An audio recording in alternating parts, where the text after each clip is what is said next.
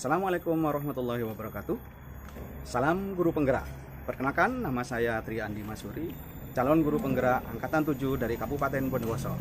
Sebentar lagi saya akan melakukan grup sharing untuk membagikan pemahaman tentang konsep inti modul budaya positif bersama teman-teman saya di SMP Negeri 1 Curadami. Bagaimana kegiatannya? Mari. Saya hanya melanjutkan bahwasanya di posisi kelima yaitu kebutuhan dasar manusia dan dunia berkualitas. Jadi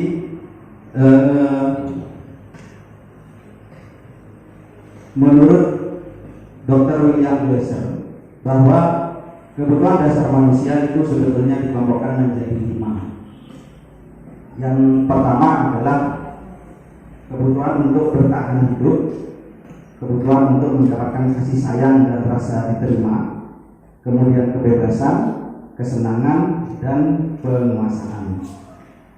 Jadi murid-murid kita itu sebetulnya kita harus pandai-pandai melihat situasi keadaan dari murid kita. Murid itu sebetulnya membutuhkan apa di sekolah kita. Contohnya untuk kebutuhan bertahan hidup yang dibutuhkan berupa kebutuhan biologis seperti untuk mendapatkan rumah, itu kebutuhan hidupnya. Kemudian ini yang paling dibutuhkan di masa-masa murid SMP biasanya, kasih sayang dan rasa diterima di kelompoknya. Kita masih melihat murid-murid kita ada sebagian yang masih tersisihkan oleh teman-temannya karena mungkin mereka masih belum mendapatkan rasa diterima. Jadi Bapak Ibu guru nanti diharapkan bagaimana caranya untuk menyatukan mereka agar semuanya bisa merasa senang di sekolah ini dan merasa ada rasa kangen untuk kembali ke sekolah lagi. Yang berikutnya, kebutuhan hidup adalah penguasaan, kebutuhan pengakuan atas kemampuan. Di sini kadang kita lihat sebetulnya kalau kita melihat anak itu bisa dibilang anak nakal, sebetulnya ada di sisi lain mereka ada kemampuannya. Jadi bagaimana cara Bapak Ibu menggali kemampuan murid tersebut? Nah, harapannya adalah murid yang kita anggap nakal nanti kita bisa memanfaatkan kemampuan murid tersebut sehingga murid tersebut akan timbul rasa diterima di sekolah ini. Lanjut ke kebebasan. Ini biasanya kalau zaman dahulu murid merasa tidak bebas. Jadi guru sudah menentukan 100% saya harus mengajar ini dengan cara saya. Kalau zaman dahulu guru seperti itu. Besar harapannya ini setelah mengikuti program guru penggerak bagi kami adalah menentukan kebebasan. Jadi siswa itu bisa diberi pilihan. Kita mengajarnya dengan model seperti apa. Tapi tetap kontrol kita yang pegang. Jadi tidak 100% murid yang menentukan. Kalau 100% murid yang menentukan nanti malah nggak karuan. Kita tetap melakukan pendampingan terhadap pembelajaran kita di kelas.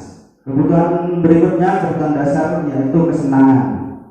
Jadi diharapkan murid itu merasa senang berada di sekolah, sehingga mereka akan merasa timbul kangen untuk kembali ke sekolah lagi, untuk bertemu dengan Bapak Ibu guru, bertemu dengan teman-temannya.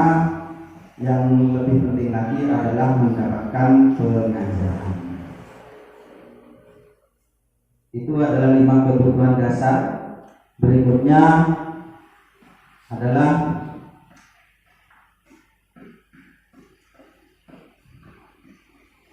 restitusi 5 posisi kontrol yang harus dimiliki guru. Nah, ini tadi yang dibicarakan oleh Bu Erwin. Disiplin positif yang berpusat pada murid. Jadi 100% dari materi modul-modul yang kita dapat dari guru penggerak adalah pendidikan yang berpusat kepada murid sekarang. Jadi semuanya tentang murid. 5 posisi kontrol yang harus dimiliki oleh seorang guru berdasarkan tetap dari William Glaser yang disempurnakan oleh Diana Gosen. Yang pertama, posisi sebagai penghukum. Ini biasanya guru-guru zaman dahulu. Contohnya adalah seorang guru bisa menggunakan hukuman fisik maupun verbal. Ini biasanya sering terjadi pada guru olahraga ini. Berkaitan. Masih ada keterkaitan dengan fisik. Ya, masih ada keterkaitan. Contoh perkataan yang sering digunakan jika seorang guru menggunakan posisi kontrol sebagai penghukum adalah ini: patuhi aturan saya, atau awas, ini ada ancaman-ancaman. Awas ya kalau tidak mengerjakan. Ya. Kemudian kamu selalu saja salah. Nah, jadi murid itu selalu dipersalahkan. Jadi sebagai terdakwa di sini. Berikutnya adalah membuat merasa bersalah. Jadi guru itu membuat murid menjadi bersalah. Ibu sangat kecewa sekali dengan kamu. Ini contoh kata-kata yang sering diterapkan oleh guru yang mengambil posisi kontrol sebagai pembuat merasa bersalah. Ibu sangat kecewa sekali dengan kamu. Berapa kali bapak harus memberitahu kamu? Gimana coba kalau orang tua kamu tahu kamu berbuat begini? Jadi akhirnya murid itu akan merasa bersalah akhirnya. Ini sering terjadi termasuk kepada saya. Sebelum saya mendapatkan materi ini, ternyata saya selama ini mengambil posisi kontrol ini, membuat merasa bersalah. Jadi seolah-olah kita itu menjadi hakim di kelas. Posisi kontrol berikutnya adalah teman. Nah, ini mungkin Bu Hosita mungkin yang sering melakukan ini. Guru pada posisi ini tidak akan menyakiti murid, namun tetap berupaya mengontrol murid melalui persuasi. Jadi menganggap murid itu sebagai temannya. Perkataan yang sering dikeluarkan adalah, ayo bantulah demi bapak ya. Ayo ingat, tidak bantuan bapak selama ini. Ya sudah, kali ini tidak apa-apa. Ini biasanya sepertinya kalau saya melihat yang sering dilakukan oleh Bu Hosiah seperti itu. Yang mengambil posisi kontrol sebagai teman. Jadi murid itu menganggap guru sebagai temannya, memperlakukan murid sebagai temannya. Berikutnya adalah posisi kontrol pemantau. Memantau berarti mengawasi. Di sini hanya mengawasi saja berdasarkan peraturan-peraturan yang berlaku. Jadi dia tidak mau tahu sebetulnya kalau aturannya begini ya berarti harus begini. Itu posisi pemantau. Yang pertanyaan-pertanyaan atau perkataan yang sering diajukan, sering dilontarkan kepada siswa biasanya seperti ini. Peraturannya apa? Apa yang telah kamu lakukan? Sanksinya apa? Kamu melanggar peraturan ini. Nah, itu pemantau. Ini kadang-kadang terjadi kepada saya juga. Jadi karena sudah mendapatkan modul ini, saya berusaha untuk menghindari posisi-posisi kontrol yang tidak baik. Saya harapkan Bapak Ibu guru sekalian bisa melakukan hal yang sama dengan kami. Ini adalah posisi terakhir, posisi yang diharapkan sebagai seorang guru seharusnya ini, posisi manajer.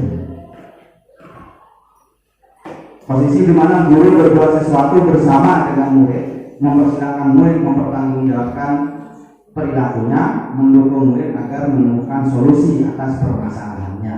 Itu seorang manajer. Ini yang sangat sulit sekali. Biasanya kalau kita sudah kadung emosi, ya, kadung emosi otomatis kita mengambil posisi kontrol sebagai penghukum, otomatis itu biasanya.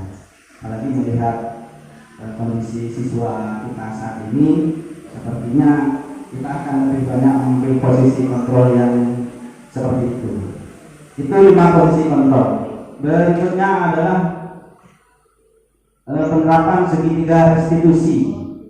Setelah kita mengetahui kebetulan murid, kemudian 5 posisi kontrol, berikutnya adalah segitiga restitusi yang akan diterapkan. Ini harapannya kita sudah bisa menjadi seorang manajer di sekolah. Jadi 3 langkah restitusi yang dilakukan adalah: pertama, menstabilkan identitas; yang kedua, validasi tindakan yang salah; yang ketiga adalah menanyakan keyakinan. Yang dimaksud keyakinan di sini adalah peraturan-peraturan yang berlaku di kelas ataupun di sekolah. Ini. Jadi contoh kasusnya adalah seandainya ada murid yang melakukan penerapan segitiga restitusi, pertama adalah memvalidasi tindakan yang salah. Jadi kita menanyakan dulu, kenapa murid bisa melakukan itu? Kemudian, adakah cara yang lebih efektif untuk mendapatkan apa yang kamu butuhkan?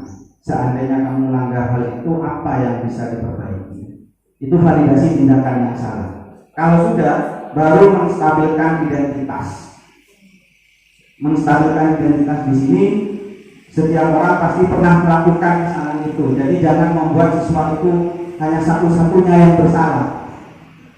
Kemudian kamu melakukan seperti ini pasti pernah melihat atau kita juga pernah bersalah. Itu menstabilkan identitas. Yang terakhir adalah menanyakan keyakinan. Jadi peraturan di sekolah ini yang berlaku seperti apa. Yang terakhir sekali adalah bagaimana caranya memperbaiki ke depannya agar murid itu tidak melakukan kesalahan lagi. Untuk tugas ini lebih jelasnya saya sudah membuat videonya. Nanti link videonya akan saya share di grup sekolah. Sudah? Oh sudah. Ya bisa dilihat. Contohnya kurang lebihnya seperti itu. Jadi skenario yang saya buat, kasus pertama adalah siswa yang bernama Adi terlambat masuk ke kelas. Itu kasus yang pertama. Kasus yang kedua adalah Rahmawati atau Wati, itu makan-makan di dalam kelas. Ya. Jadi itulah contoh penerapan segitiga restitusi yang saya lakukan di kelas. Mungkin ada pertanyaan dari Bapak Ibu terkait dengan 3 materi ini.